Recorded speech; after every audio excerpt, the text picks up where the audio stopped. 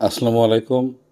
বাংলাদেশের ভেতরে ও বহির্বিশ্বে গণতান্ত্রিক আমি সকল বাংলাদেশি নাগরিককে আমার সালাম ও শুভেচ্ছা।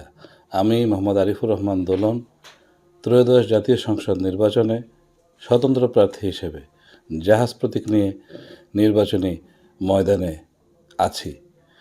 কিন্তু বিস্ময়করভাবে আমার সাথে চরম অন্যায়, অমানবিক এবং সংবিধান পরিপন্থী ও গণপ্রতিনিধিত্ব আদেশ পরিপন্থী আচরণ করা হচ্ছে। নির্বাচনী ময়দান থেকে আমাকে সরিয়ে দিয়ে বিশেষ রাজনৈতিক দল ও গোষ্ঠীকে ফায়দা দেওয়ার উদ্দেশ্যে এমন কিছু কর্মকাণ্ড হচ্ছে যা দেশবাসীর ও বিশ্ববাসীর জানা প্রয়োজন বলে আমি মনে করছি। আমি আজকের পরে আরও বিস্তারিত আকারে সারা পৃথিবীর এবং বাংলাদেশের প্রত্যেকের নজরে ডিটেইল বিষয়টি নিয়ে আসব। আপনারা আমার জন্য সবাই দোয়া করবেন এবং আপনারা এটুকুন জেনে রাখুন, যে প্রক্রিয়ায় আমাকে নির্বাচনী ময়দান থেকে সরিয়ে দেওয়ার ষড়যন্ত্র চলছে সেটি কোনোভাবেই বাস্তবসম্মতও না, আইনসম্মতও না। যেখানে ঋণ খেলাপি দ্বৈত নাগরিক উচ্চ আদালতের নির্দেশে নির্বাচনে অংশ নেওয়ার সুযোগ পায়, সেখানে অতীতে আমি আওয়ামী লীগ অথবা কৃষক লীগের সঙ্গে জড়িত ছিলাম 6 বছর আগে, সেই অজুহাতে আমাকে উচ্চ আদালত আমার প্রার্থিতা স্থগিত করার যে নির্দেশ দিয়েছেন বলে আমি জানতে পেরেছি। আমি সেই বিষয়ে আপনাদের সকলের দৃষ্টি আকর্ষণ করছি।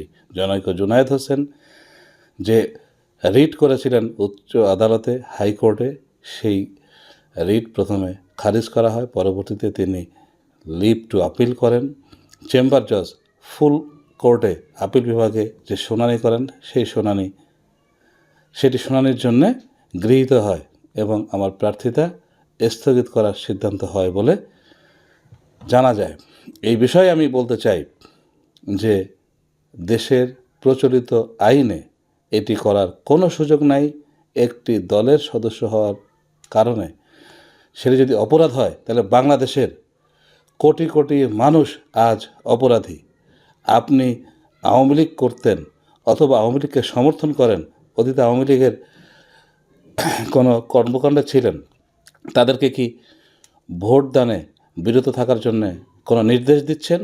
আপনি বা আপনারা যে সমস্ত প্রার্থী আওয়ামী লীগের নেতা কর্মী সমর্থকদের কাছে গিয়ে ভোট চাইছেন, তাদেরকে ভোট কেন্দ্রে যাওয়ার অনুরোধ করছেন, তাদেরকে পাশে বসিয়ে সমাবেশ করছেন, আর আমি ফরিদপুর 1 আসনে জাহাজ প্রতীক নিয়ে জনগণের বিপুল সমর্থন পাওয়ার কারণে, আমি জয়ী হয়ে যাওয়ার বিপুল সম্ভাবনার কারণে আমাকে আইনি মারপ্যাচ, যে আইনি মারপ্যাচটা আসলে বেআইনি মারপ্যাচ, সেই মারপ্যাচে আমাকে সরিয়ে দিতে চাইছেন। এটি কোনোভাবেই গ্রহণযোগ্য হতে পারে না। আলফাডাঙ্গা, বলমুড়ি এবং মধুখালীবাসী এই অন্যায়, এই জুলুম, এই নির্যাতন কোনোভাবেই মেনে নেবেন না বলে আমি বিশ্বাস করি এবং গোটা বাংলাদেশ ও বাংলাদেশের যে সমস্ত নাগরিক বহির্বিশ্বে আছেন, আমি মনে করি এটি তাদের সবার কাছে এমন একটি দৃষ্টান্ত হয়ে থাকবে যে আগামী নির্বাচন একতরফা, সাজানো এবং পরিকল্পিত যে হতে চলেছে, আমার প্রার্থিতা স্থগিত হলে সেটি একটি জলজ্যান্ত উদাহরণ হয়ে থাকবে। আরপিওতে যে আইন আছে, আরপিও অনুযায়ী আমি একজন বৈধ প্রার্থী। দেশের যে সংবিধান, সেই সংবিধান অনুযায়ী আমি একজন বৈধ প্রার্থী। অতীতে আমি কোন দল বা মতের সমর্থক ছিলাম, সেই কারণে আমার প্রার্থিতা স্থগিত হতে পারে, এটি কোনোভাবেই আইনসম্মত নয়।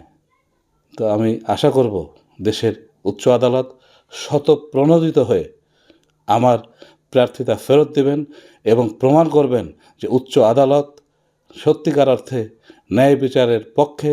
উচ্চ আদালত কোনো গোষ্ঠীর পক্ষে না।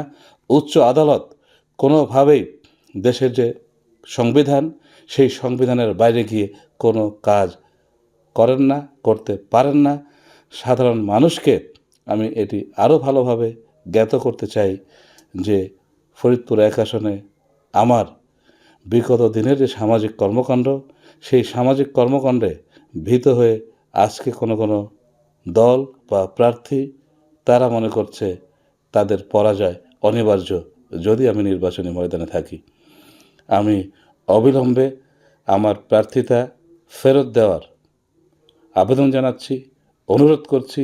আর সেটি যদি না হয় তাহলে ফরিদপুর 1 আসনের মানুষ নিশ্চয়ই উপযুক্ত সিদ্ধান্ত নেবেন বলে আমি বিশ্বাস করি। আমি সবাইকে ধৈর্য ধরার অনুরোধ করছি এবং আরও কয়েকটি দিন পর্যবেক্ষণ করে আমরা পরবর্তী সিদ্ধান্ত গ্রহণ করব, এটিও আমি আপনাদেরকে জানাচ্ছি। সবাই ভালো থাকবেন, সুস্থ থাকবেন।